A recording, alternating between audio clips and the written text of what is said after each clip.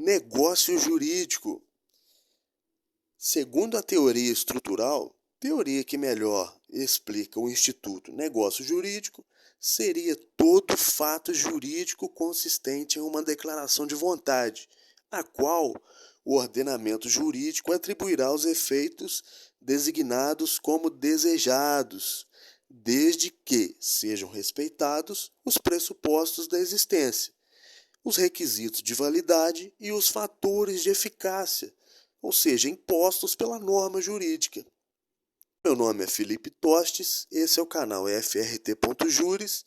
Peço que, se você tem gostado aí das nossas aulas gratuitas, se inscreva no nosso canal, compartilhe essa aula com mais 10 colegas aí que estão estudando, seja para concurso, seja início de faculdade, vai nos ajudar bastante. E se você assistiu e não gostou, aquele abraço. Bom, o negócio jurídico seria a expressão máxima do princípio da autonomia privada, permitindo a cada indivíduo definir a partir da sua manifestação de vontade quais são as normas particulares que irão reger a sua vida. Para tal fim, a vontade do Estado inserida nas mais diversas leis deve ser igualmente respeitada. Assim, a celebração de um negócio jurídico atualmente é a soma da vontade do particular e da vontade do Estado, ou seja, negócio jurídico igual vontade do particular mais vontade do Estado. Compreenderam? Então, essa aula, lembrando novamente, aula gratuita, conteúdo de primeira, direito civil. Então, no negócio jurídico, se pode observar que o ato que partiu da vontade humana terá efeitos indicados por quem o praticou, gerando a criação, a modificação ou a extinção de direitos. Ao contrário do ato não negocial, em que o resultado, ou seja, efeito do exercício da vontade, deriva da lei. No negócio jurídico, a exteriorização consiste da vontade, se dirige à obtenção do resultado eleito das partes, desde que respeitados os limites impostos pela ordem jurídica. Então, a fim de melhor compreender o negócio jurídico, a doutrina construiu, ao longo dos anos, os planos de análise do negócio jurídico. Quais são eles? Plano da existência, validade e eficácia. Então, eu vou tentar aqui, neste áudio, narrar da melhor forma esse plano, esse esquema aí trazido por Pontes de Miranda, sendo então chamada aí, de escada pontiana, fazendo alusão ao brilhante Pontes de Miranda. Então vamos lá: existência, validade e eficácia, subindo os degraus aí. Pressuposto de existência. São os elementos sem os quais não há sequer negócio jurídico. Requisito de validade. São as exigências que a lei estabelece para que um negócio existente, possa receber a chancela do ordenamento jurídico. E fatores de eficácia são aqueles que afetarão de alguma maneira a produção de efeitos do negócio existente. Voltando lá no plano da existência. Agente, ou seja, pessoa. Somente uma pessoa pode declarar e recepcionar a vontade. Assim, por exemplo, não pode ser beneficiário de testamento algo que não seja pessoa. No plano da validade, agente capaz. Artigos 3º a 5º do Código Civil. Deve-se ter um agente com plena capacidade de fato. Eficácia. Eficácia simples. Se inserida uma condição ou um termo. Artigo 121 a 137 do Código Civil.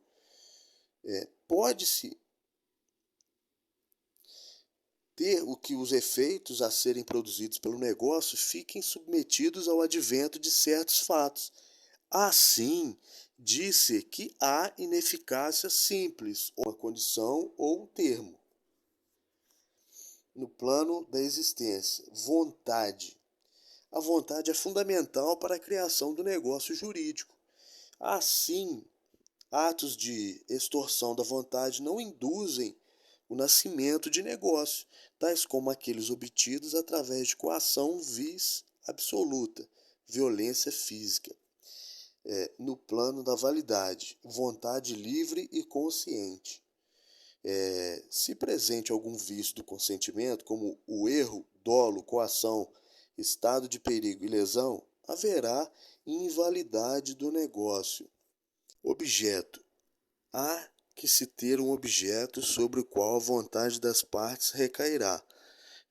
Dessa maneira, o serviço ou o produto serão comumente objeto no âmbito de contratos de consumo, a título de exemplo. Aí no plano da validade, objeto ilícito, possível, determinado ou determinável. A ilicitude do objeto é fundamental para a validade do negócio, assim como a possibilidade física e jurídica e a determinabilidade. Então, no plano da existência, forma. Se um negócio não tem forma, significa que a vontade ainda está no âmbito interno do agente. Por esse motivo, a vontade precisa ser exteriorizada para que tenhamos um negócio jurídico. A forma poderá ser verbal, gestual e escrita. Então, forma. Se o negócio não tem forma, significa que a vontade ainda está no âmbito interno do agente. Por esse motivo, a vontade precisa ser exteriorizada para que tenhamos um negócio jurídico.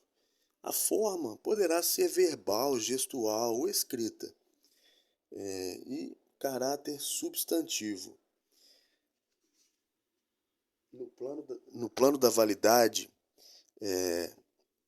objeto lícito, possível, determinado ou determinável. Então, os requisitos estabelecidos nos artigos 104 seguintes do Código Civil são denominados requisitos gerais de validade, ou seja, aplicam-se indistintamente a qualquer negócio jurídico, ou seja, contrato, testamento, casamento, etc. Além desses, a lei, ao regulamentar cada negócio, poderá instituir requisitos especiais de validade, estabelecendo-se, assim, novas hipóteses de nulidade e anulabilidade, tal como acontece nos seguintes artigos, a título exemplificativo. Vou trazer aqui os artigos. 489. Nulo é o contrato de compra e venda quando se deixa ao arbítrio exclusivo de uma das partes a fixação do preço. Artigo 496. É anulável a venda de ascendente a descendente, salvo se os outros descendentes e o cônjuge do alienante expressamente houverem consentido. Parágrafo único. Em ambos os casos, dispensa-se o consentimento do cônjuge, se o regime de bens for o da separação obrigatória. 548. É nula a doação de todos os bens sem reserva de parte ou renda suficiente para a subsistência do doador. Artigo 549. Nula é também a doação quando a parte que exceder a que o doador, no momento da liberalidade, poderia dispor em testamento. Doação inoficiosa. O não atendimento aos requisitos gerais ou especiais acarretará a invalidade do negócio jurídico. Há que se destacar que essa invalidade é um gênero que comporta duas espécies, nulidade e anulabilidade. Alguns autores aí mais antigos, denominavam essas espécies respectivamente, nulidade absoluta e nulidade relativa. Então, Estamos com a maioria, né? Nulidade e anulabilidade. Nulidade absoluta. E aí eu vou traçar todo o panorama da nulidade absoluta. Viola interesses públicos, alegada por qualquer interessado, MP e juiz ex officio, não convalescem pelo decurso de tempo, não podendo ser confirmadas as ratificadas. Ação declaratória para pedir o reconhecimento do não preenchimento dos requisitos de validade. Ação declaratória de nulidade. Essas ações de nulidade são imprescritíveis, ou seja, são perpétuas. Eficácia ex tunc, o que é, ou seja, retroage.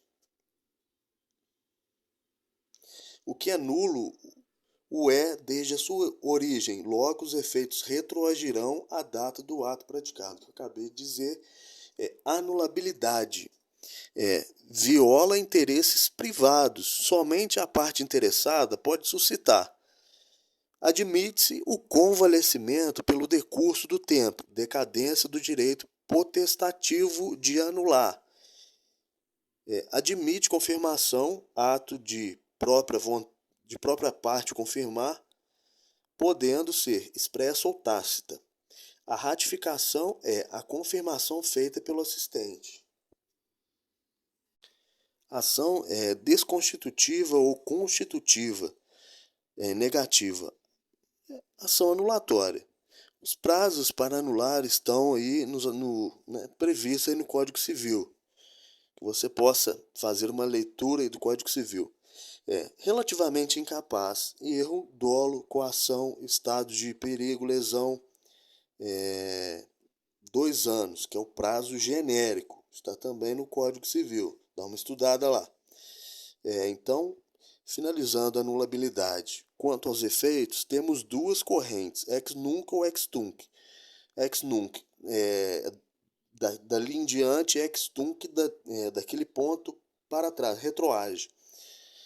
A corrente tradicional convoca que a eficácia seria ex nunc, preservando seus efeitos pretéritos, ou seja, dali para frente.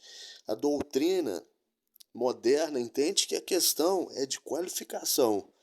E desde a origem, o negócio jurídico não atendeu a essa qualificação estabelecida pela lei. Assim, o negócio jurídico seria anulável desde a origem. Eficácia seria ex tunc, ou seja, retorno ao status quo ante. Princípio da conservação dos negócios jurídicos. Da preservação da continuidade dos negócios jurídicos. O que é isso?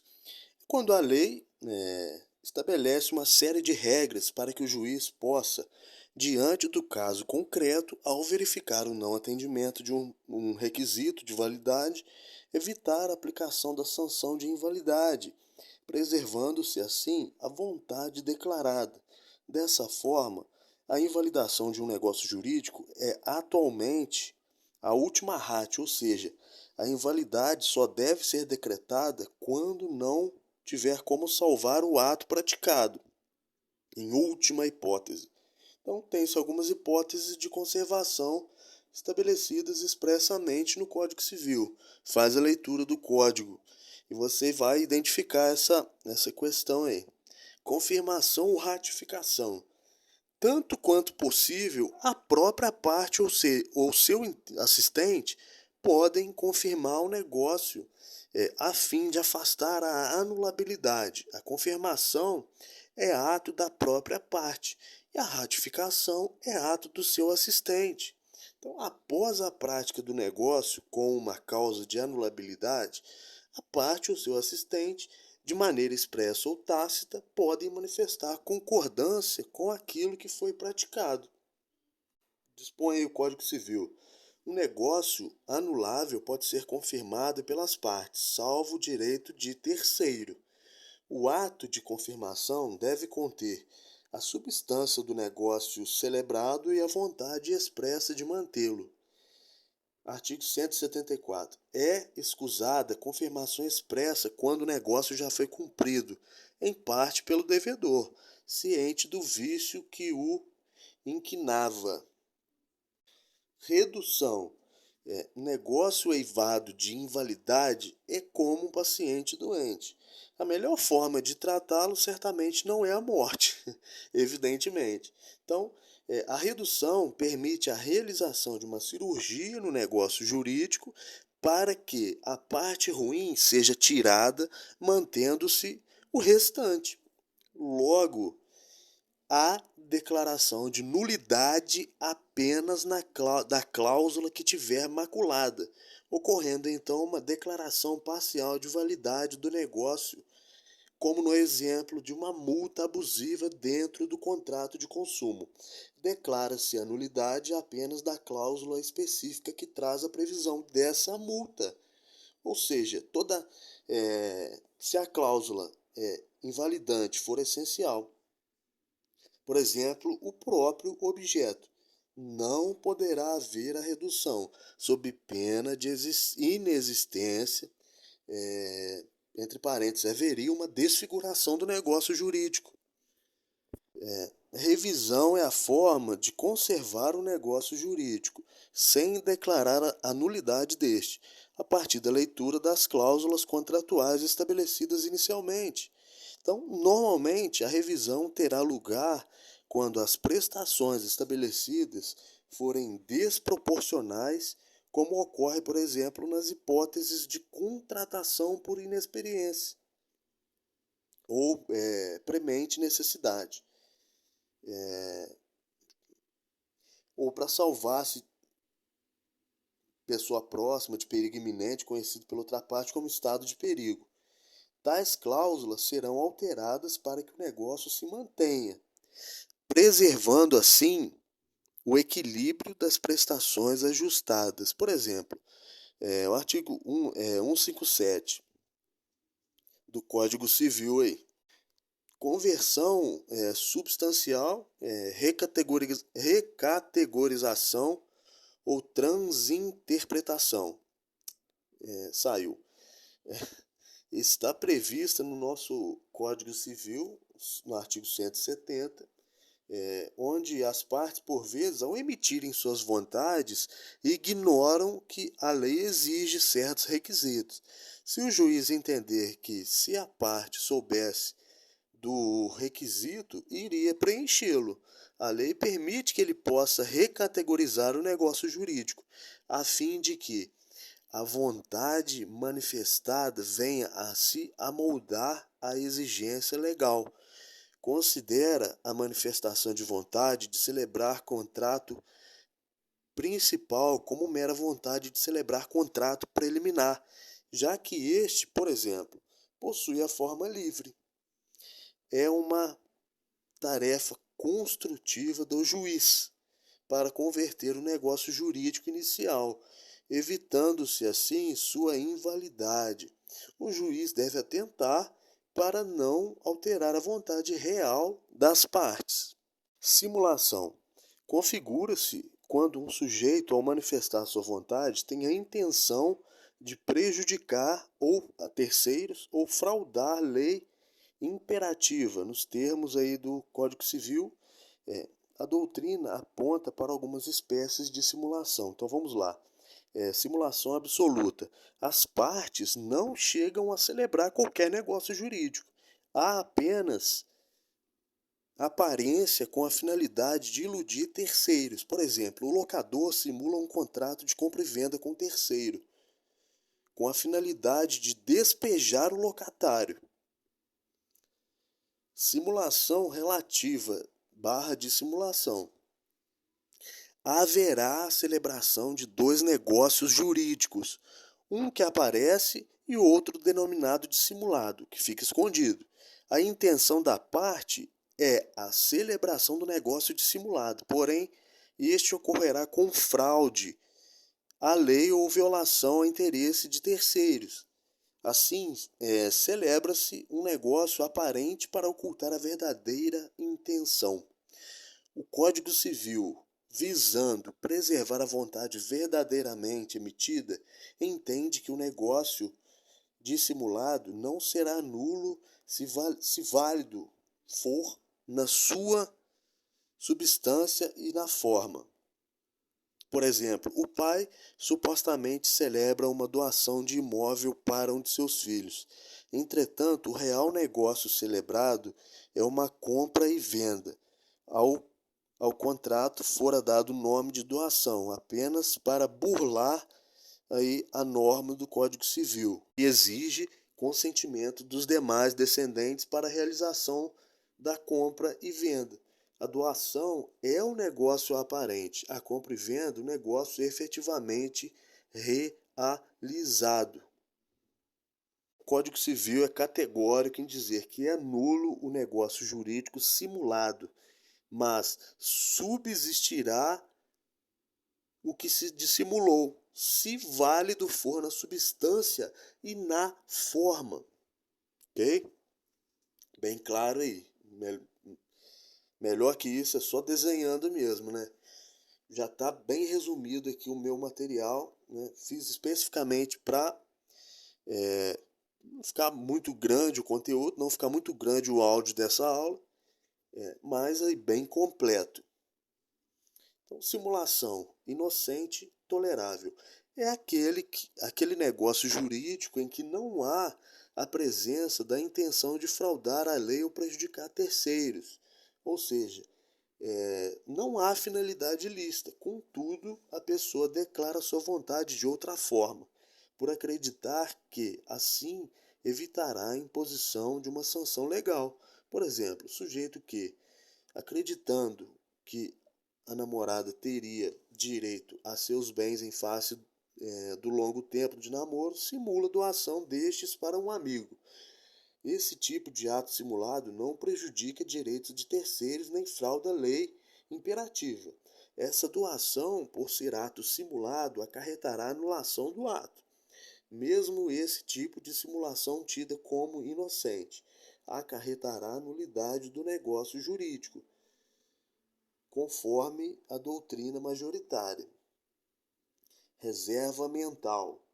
A reserva mental não é propriamente um tipo de simulação, mas poderá ter efeitos equiparados.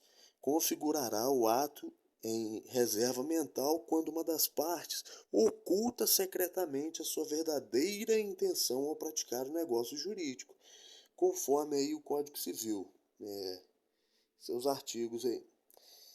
Ou seja, há um descompasso entre aquilo que se declarou e o que efetivamente se quer. Se parte da doutrina não tiver conhecimento da reserva mental, o ato subsistirá. Entretanto, se a parte tinha conhecimento da reserva mental, o ato não subsistirá. Contudo, o código não trouxe a consequência, dizendo apenas que não subsiste o negócio. A doutrina abre duas possibilidades aí, decorrentes disso aí. A primeira corrente, trata-se de ato simulado porque frauda a lei imperativa e o negócio será nulo, como se houvesse um conluio entre as partes para fraudar a lei. E a segunda corrente, não houve vontade qualificada para o negócio jurídico, sendo este inexistente. É um artigo do Código Civil. A manifestação de vontade subsiste ainda que o seu autor haja feito a reserva mental de não querer o que manifestou, salvo se dela o destinatário tinha conhecimento.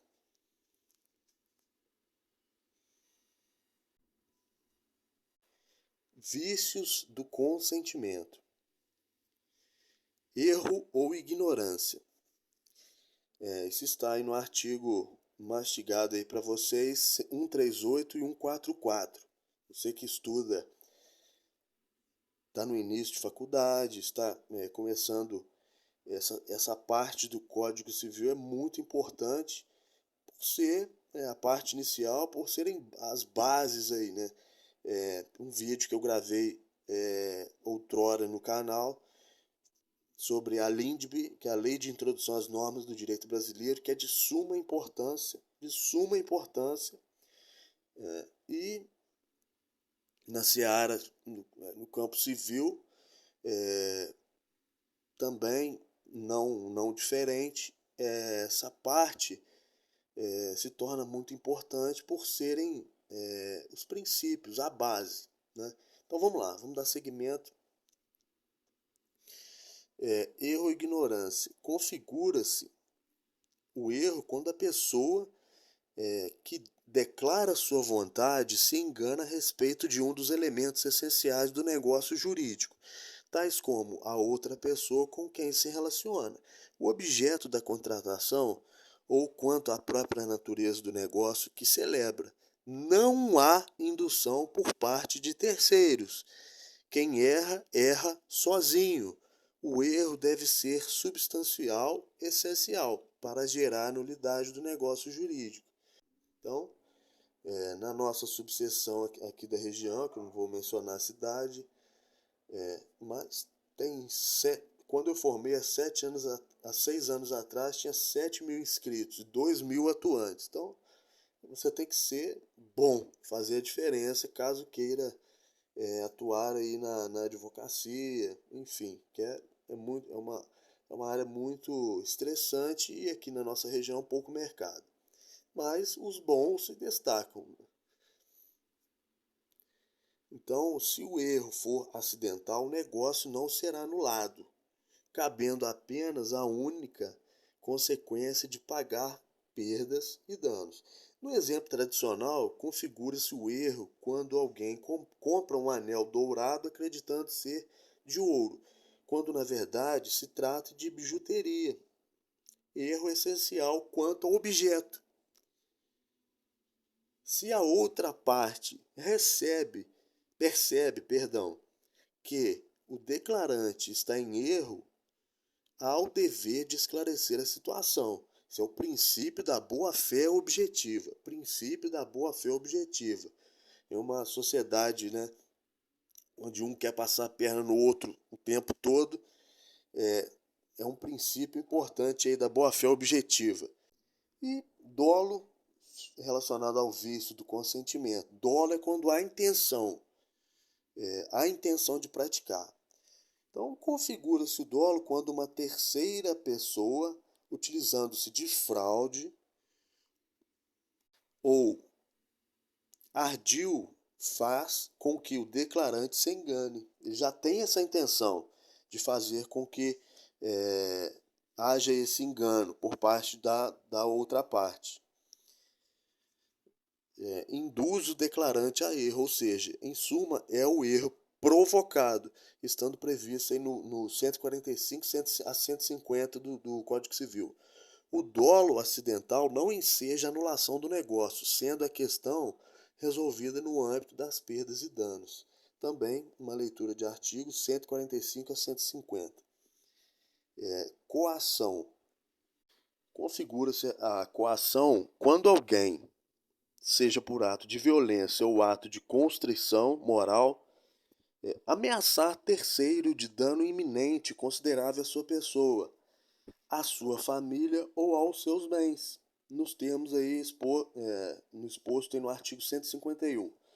Então, para a configuração da coação, esta deve ser a causa do negócio jurídico, anexo de causalidade entre a ameaça feita e o negócio jurídico. Além disso, o juiz, ao apreciar a coação, deve levar em conta as circunstâncias do caso concreto. O 152 do Código Civil apela para a concretude dos fatos, exigindo que seja verificado o coator e o coacto, a personalidade, circunstâncias, etc. Artigo 151, parágrafo único. E, para finalizar, ficou um pouco extensa a aula, mas, para finalizar agora, coação exercida por terceiro. Na coação exercida por terceiro, deve-se analisar se a parte beneficiada tinha ou não conhecimento daquela. Tinha conhecimento ou não. Se não tinha conhecimento da coação feita, o negócio celebrado subsiste. Contudo, o terceiro coator responderá por perdas e danos perante o coacto, também no 155. Já se a parte que aproveita a coação tivesse ou devesse ter conhecimento deste, o negócio poderá ser anulado, ou seja, negócio viciado. E quanto à responsabilidade civil, o terceiro e o beneficiado serão solidariamente responsáveis. E aí, artigo 154 e 155 do Código Civil, leitura de artigo, e eu finalizo essa aula. Um abraço, obrigado a todos. Se gostou, compartilha com aí os seus amigos, seus colegas aí de sala, de estudos. E um abraço, até a próxima aula.